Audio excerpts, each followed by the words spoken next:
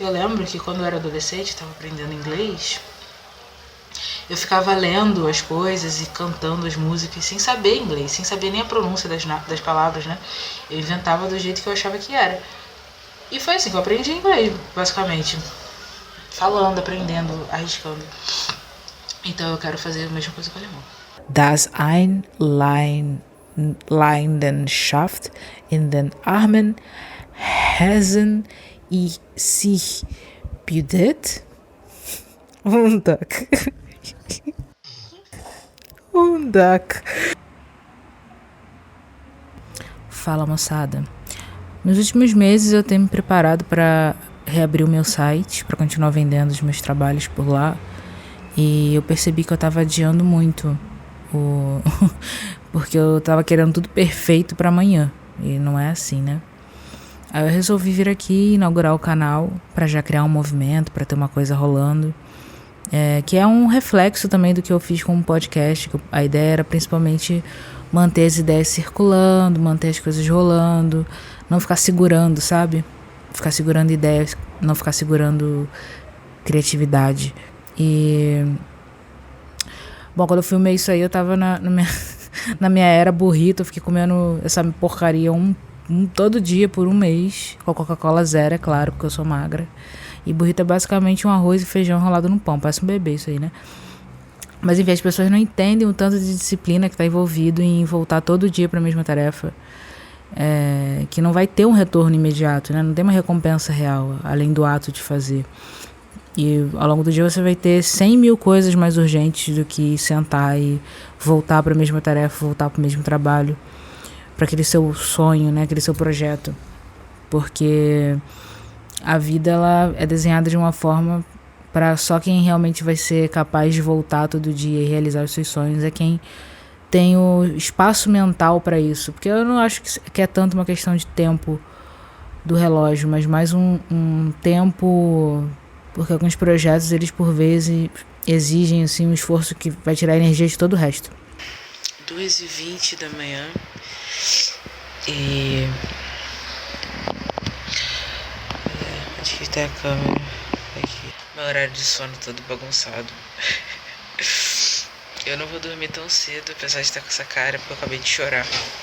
Não porque eu tô triste, é por questões de biologia mesmo, da fisiologia humana. Você vai urinar, você vai defecar e você vai chorar, né? E eu vou beber água gelada pra ajudar a despertar um pouco, assim, dar uma revitalizada.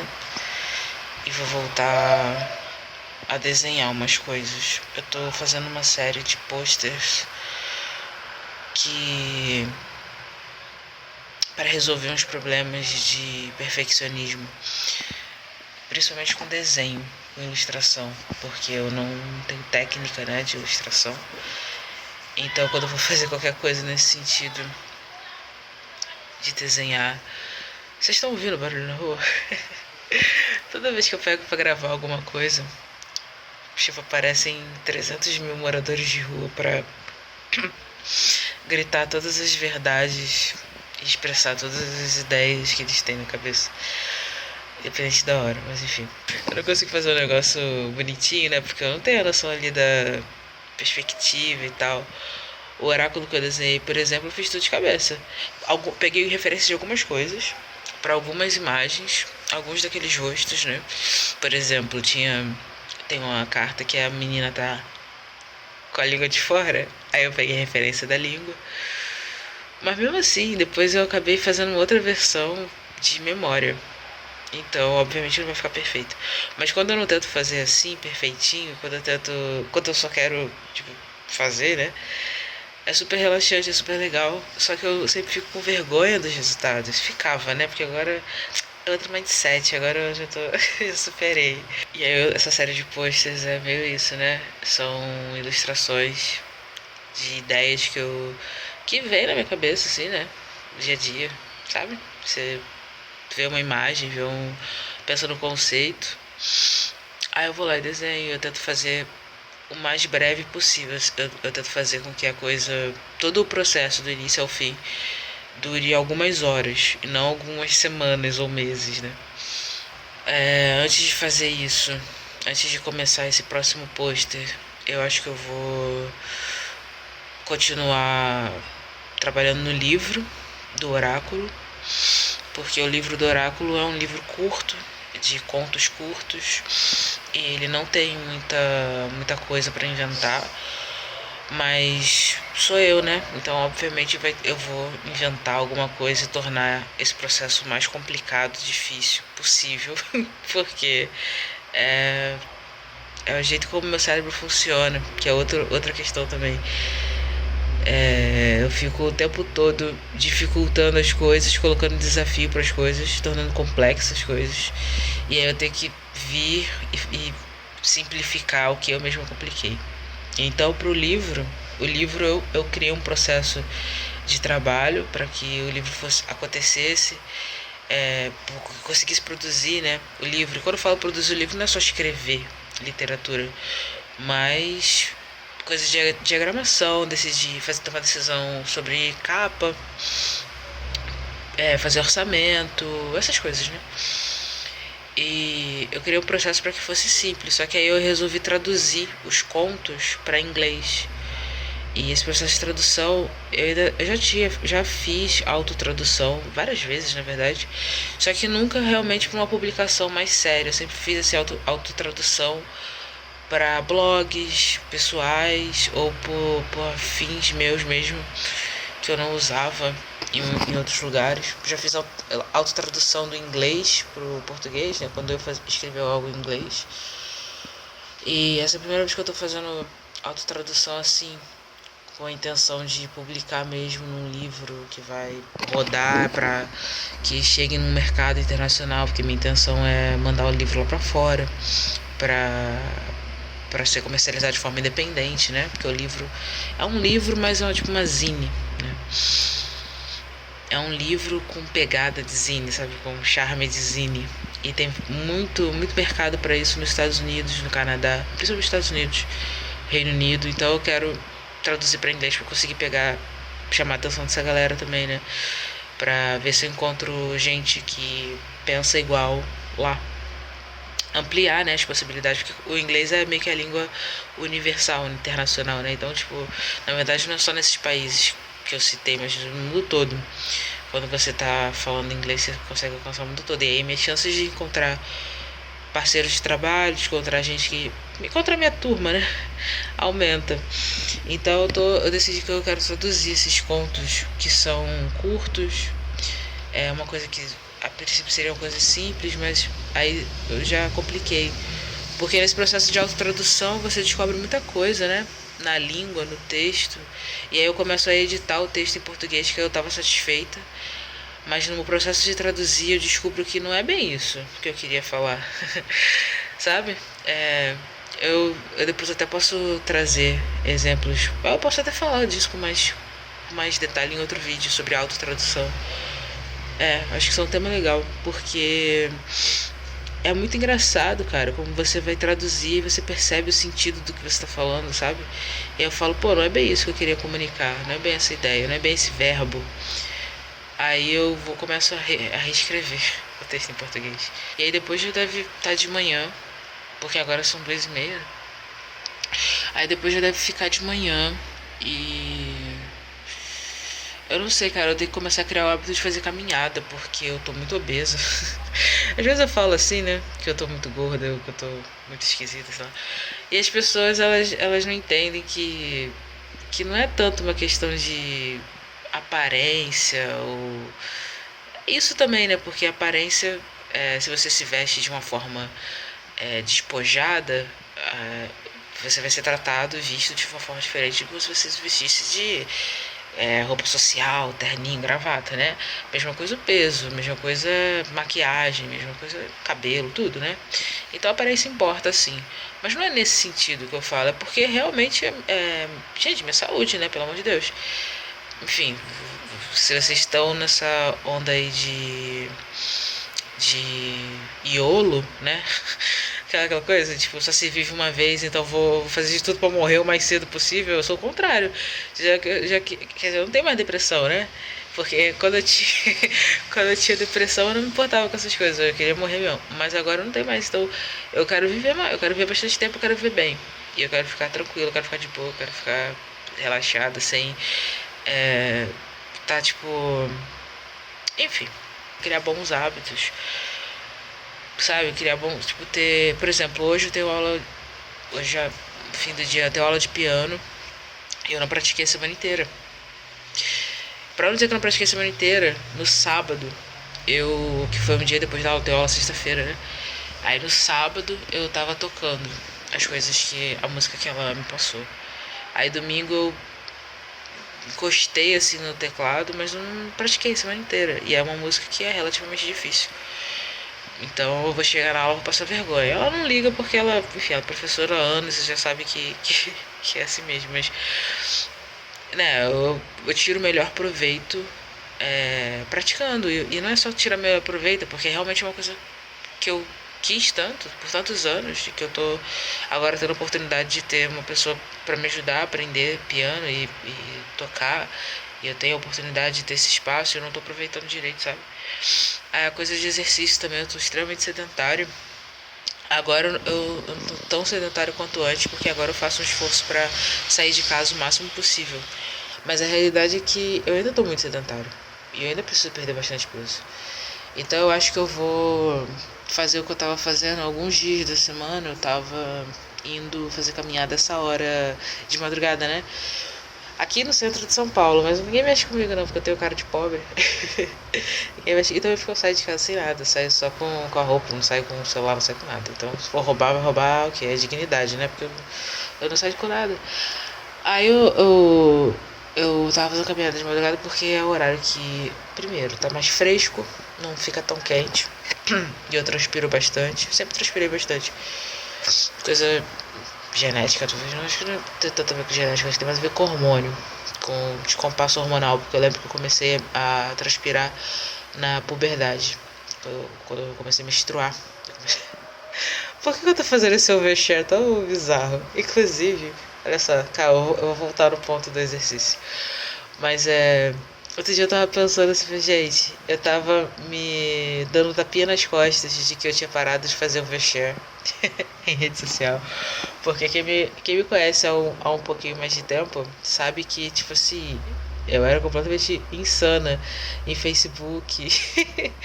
De ficar postando coisa. É doença mental mesmo. Eu tinha realmente uma doença mental, que era depressão, né? E as pessoas acham que depressão a pessoa fica triste. Não, depressão a pessoa fica com raiva. Depressão a pessoa também fica meio, sabe, maníaca, assim, meio. E eu, enfim, o método como eu lidava com a minha solidão e com a minha tristeza era buscando contato com as pessoas, né? Qualquer pessoa que seja, em qualquer termos. E obviamente isso me colocava numa situação onde eu não tinha bom senso. Então eu falava de coisas muito íntimas, tornava pública coisas muito íntimas. E não faz muito tempo a última vez que eu fiz isso, né? Mas as últimas vezes que eu fiz isso eu já tinha consciência de que eu tava passando do limite. Mas enfim, isso tudo pra dizer que eu tava me dando tapinha nas costas, falando assim, nossa, que legal, parei de fazer overshare na internet, né? Passei a me respeitar mais e vou saber que tem coisas que são privadas. Aí eu vou lá e crio um podcast onde eu, tipo, literalmente é pra falar de tudo da minha vida.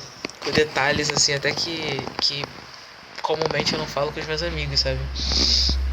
Mas a proposta do podcast é totalmente diferente. Não tem nada a ver com buscar companhia ou enfim, não é um desabafo, é mais uma forma de estabelecer comunicação mesmo, falar sobre as coisas, né? Falar francamente sobre as coisas, pensar francamente sobre as coisas, porque eu acho que filosofia, o modo como a gente convida a filosofia para participar da nossa vida tem que ser mais prática, mais ativa do que a teoria. Eu amo teoria, eu amo estudar, amo texto denso, amo tudo isso aí, muito legal, mas acho que a gente podia trazer isso de uma forma mais prática. E né, principalmente nessa geração, que parece que essa geração de vocês aí, ó, Gen Z, meu Deus, vocês emburraram demais, porque tem uns discursos de uns pensamentos de que só quem pode produzir discurso, produzir ideia é quem tem diploma, quem é especialista. A pessoa fala uma coisa sobre, por exemplo, eu falei sobre a relação entre obesidade e sedentarismo e saúde, e tem gente que, tipo, nega isso, né? Fala, não tem relação nenhuma. E se você fala, gente, mas bom senso, né? Bom senso, se você é uma pessoa que tá parada dentro de casa, independente do peso, mas se você é uma pessoa que tá parada dentro de casa, você vai enfrentar problemas de saúde mais cedo e, enfim, com mais frequência do que uma pessoa que é ativa, que tem um bom hábito de exercício, né? Aí a pessoa vai falar, mas você é médico?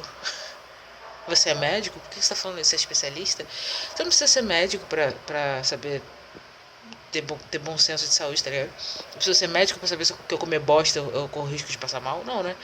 Precisa ser nutricionista pra saber que não é pra ficar comendo bosta de cavalo? Não, né? Então eu acho que, tipo, o podcast também serve como essa forma de falar francamente sobre as coisas, falar francamente sobre tudo.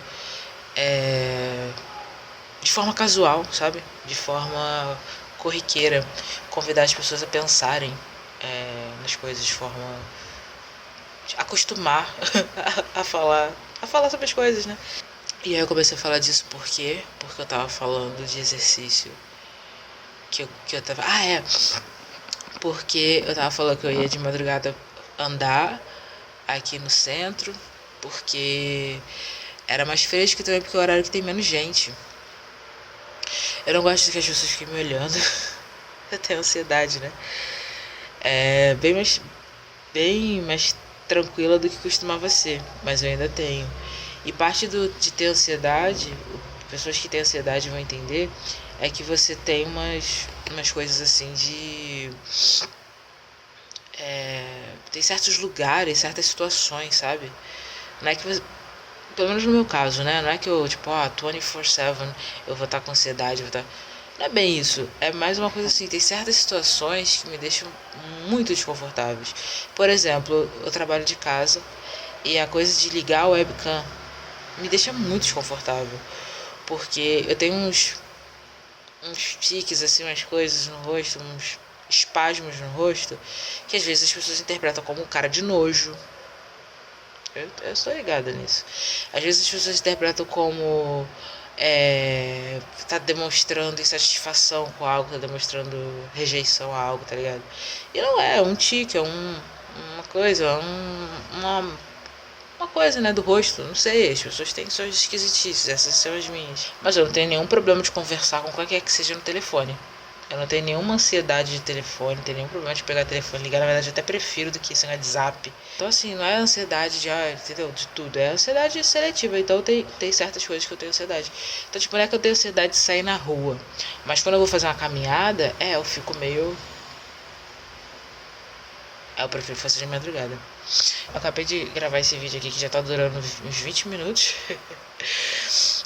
Aí eu vou tomar uma água gelada, escrever e depois eu vou desenhar. E aí eu quero mostrar pra vocês aqui um pouco da minha rotina, né? Porque, enfim, uma forma de me apresentar também para as pessoas que não me conhecem. E ao longo do tempo eu vou falando mais um pouco sobre o que eu faço, né? De arte, de onde eu saí, desde quando eu faço arte. Porque às vezes eu falo para as pessoas que eu faço arte já. Porque agora eu faço arte há 16 anos. Comecei a fazer com 14 e tenho 30. Tá certo essa conta? Tá certo. Então eu sou artista há 16 anos, né? E as pessoas pensam, como assim artista há 16 anos? Eu não te conheço, nunca ouvi falar de você. O que você faz de bom, sabe?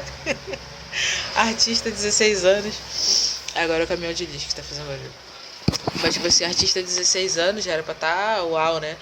Mas não é assim, o processo é processo. Ainda mais que você fala 16 anos contando dos 30, é uma coisa totalmente diferente de 16 anos contando dos 14, né? Mas a realidade é que eu comecei a fazer arte mesmo, a sério, né? Entendendo que o que eu estava fazendo era arte com 14 anos. Foi também um processo, aí teve um hiato de quase 5 anos, né? Sem produzir. Então tem muita coisa nesses 16 anos, né? Não é 16 anos sentada na mesa com um método. Imagina, quem me dera que fosse. Mas ao mesmo tempo não, quem me dera não. Retiro o que eu disse. Porque se fosse, eu não estaria hoje aqui com essa capacidade de trabalho que eu tô, né? A capacidade que eu reconheço como, objetivamente falando, né? Não como, modesta ou sei que, ilusão. Não, é objetivamente falando uma capacidade. Eu tenho hoje uma capacidade de trabalho extraordinária, né? Capacidade de concentração extraordinária que eu não tinha antes. Eu aprendi com o tempo, aprendi errando, aprendi tentando coisas, aprendi descobrindo estratégias para lidar com elas. Uma das estratégias que eu uso é a Ritalina.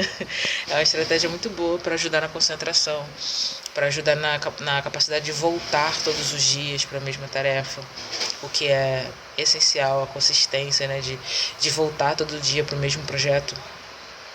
Mas também tem a vida, né? A vida ensinou a coisa de entender que é isso, você tem que dar tempo para as coisas. Você tem que curtir o processo, você tem que curtir o trabalho e não ficar pensando no resultado, sabe? Então é isso.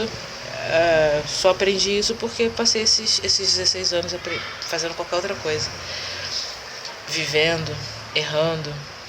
Tive muito sucesso também com o meu trabalho. Conheci pessoas muito legais com o meu trabalho. Viajei com o meu trabalho. Tive reconhecimento com o meu trabalho. Ganhei dinheiro com o meu trabalho. Nossa, cheguei a lugares que eu nunca imaginei. Então, de certa forma, pra mim, eu já superei vários desafios que eu, quando eu era mais novinha, achava que eu ia levar a vida toda pra superar. Aí agora o que a gente faz? A gente coloca outros desafios. E a gente supera, a gente vai bater todas as metas e... É nóis, beleza? Eu vou lá agora. Até mais, até mais. Deixa eu botar um close aqui. Eu já tava melhor. Essa luz aqui é melhor do que essa. Que estoura. Até mais. Acho que a parte mais difícil de ser artista, acho que a parte mais difícil de fazer um trabalho criativo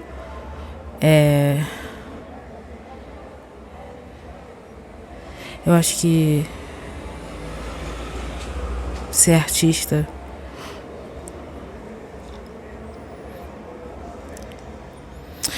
criar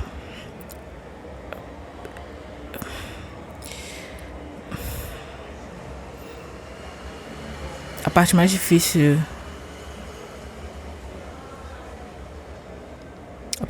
de criar. Eu acho que a parte mais difícil de ser artista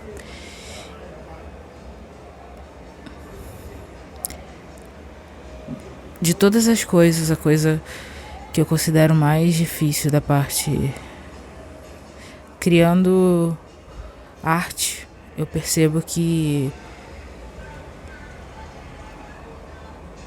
a parte mais difícil de criar artista, de criar arte enquanto artista, num processo criativo,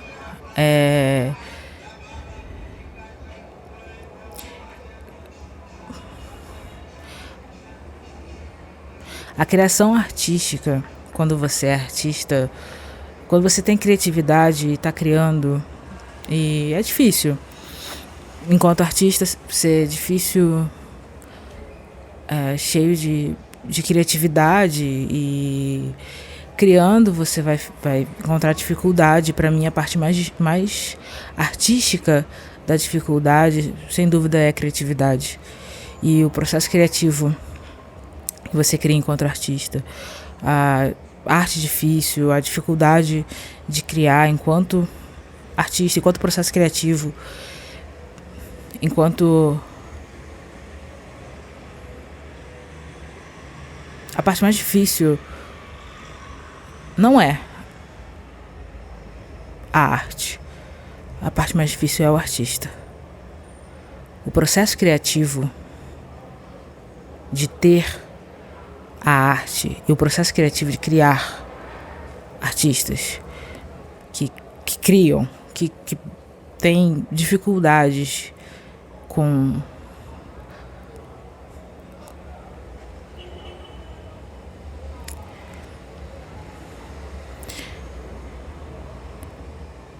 às vezes eu acho que é difícil demais e a arte de menos.